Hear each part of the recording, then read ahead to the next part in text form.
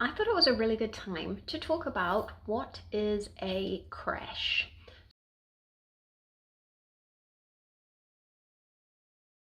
So, in chronic fatigue syndrome, or ME CFS, you often hear of a crash, and that's essentially where you're smashed in the wall, you can't go any further, and you pretty much feel like you're smashed into the wall. It happens when you have overdone it, and the physical manifestations seem to be a little bit different for everybody. So some people feel like an all over complete uncontrollable shaking, dizziness, nausea, overwhelming fatigue, and generally you have to go to bed. But it depends, how bad it is, where you are in your journey. For me, what happens when I've overdone it is that I'll end up with very, very really tight all around my face and my head in my eyes. And so even if I'm, say, doing a yoga nidra or actively trying to relax, it's very hard to let it go. And that's not necessarily about muscle tension, it's about that underlying nervous system response. And the thing that's really tricky about it is that, at least in my experience, I find it's so easy to go over your limits. Like, there's no point really at which your body kind of says you're going to pay for this later. You can start to learn the subtle cues, and that's why pacing is a really important tool, but it's also why it's quite difficult to utilize, because for me, I can keep going and then maybe that's my okay, but I can push it till there and then I crash. And you don't necessarily know how bad the crash is going to be or how long it's going to last. So is it going to be just a crash?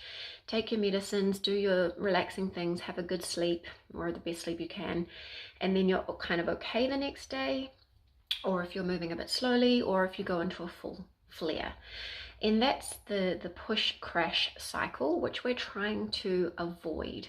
That means that we have not got our pacing boundaries fine tuned, but it is a real thing to be concerned with, not concerned with, please, just mindful of, because what I have learned is that push crash cycle is not helpful for us. And a lot of people get to the point where they push themselves to crash so hard that their baseline doesn't come back very easily. And so a lot of people end up below baseline for a long time. That's what happened with, I know we talk a lot about the GET, graded exercise therapy. For some time that was what was recommended for chronic fatigue syndrome, was just to push and to just gradually increase your exercise and keep going. And that caused a lot of damage. A lot of people crashed and were unable to come back to baseline. A lot of people had almost permanent loss of whatever their previous baseline was. It did significant damage, and it does damage to us, because when you stress your whole body out, it has flow-on effects. So yes, I might have got into bed last night and I was in a lot of pain and I was exhausted, and my heart rate was, my nervous system rather, was too high, overwhelmed, and I did all of the right things to get into bed. I took my medicine, did some relaxation techniques, had my electric heating pad, all of that good stuff. But overnight, my heart rate was above the resting heart rate for most of the night, like 70% of the night it was above. So that means you're not having full restorative sleep. And then that has flow-on effects to the next day, right? So today I'm really tired, and you can hear that I'm a little bit breathless. My heart rate it's a bit above what it has been, and I have more pain. And when you have more pain and more fatigue, then unless you can slow right down and just say, I'm going to do the bare minimum today, you're going to end up with more pain. And so the cycle will keep going for the rest of the time, right? Because sleep impacts pain, which impacts fatigue, which impacts pain and fatigue and sleep, and it goes around in a circle. So the only thing you can really do is spend what you have well. And that's why I love to talk about energy as currency. No one is telling you to go into debt every single day just to function. It's not even a practical thing that you can do. You can see how that's a very quickly self-limiting thing. It's the same with energy. There is so long the body can cope and go on, but so many systems are falling down behind the scenes. That's what happened to me. I kept trying to be normal for a long time, and then more and more dominoes fell down. And so for the last 12 years, I've been trying to stack them all back up. And I've been working on perpetuating factors and teasing out what actually is happening, like the endometriosis and whatever mechanical issues are happening, working with the chiropractor and working on sleep. Like, I've done a really great job with sleep and I've come like so far, but I still don't quite get my heart rate into the right range overnight, it's unconscious. That's the autonomic nervous system, and you can do a lot of things to fix that, but you can't directly impact it. You can't just say, okay, I'll meditate and it will be great. So that's a lot of work. And so even with all that work, and even with sometimes looking at the charts, it looks like I've had a great sleep and I still don't wake up feeling perky, and I still tire easily in the day. Don't get me wrong, I'm doing so much better than I was, and I'm so grateful for that.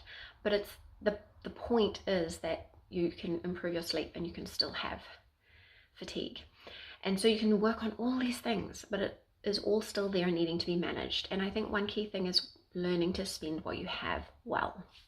And that's what I'm working on. And the less often we get ourselves into the crash, the better.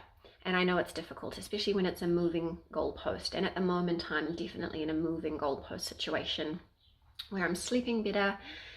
A lot of the pain is being managed better.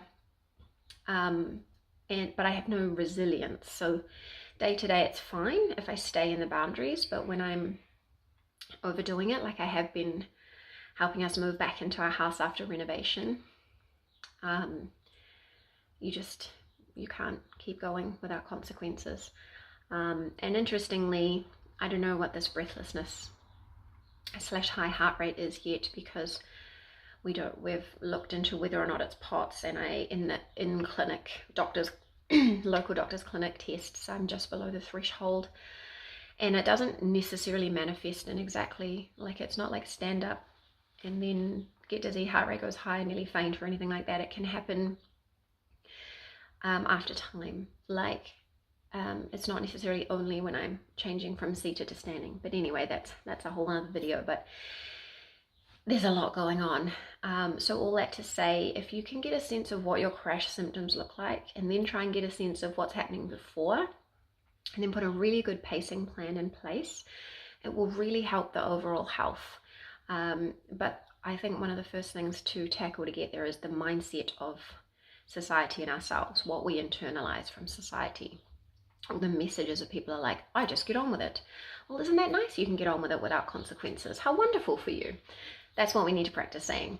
Anyway, I hope that made sense. Let me know if you have any more questions about that, or want to share your experience with crashes or learning how to stop it before it happens. Your explorations in pacing, any questions you have about that, put them all below, and I'll catch you again soon.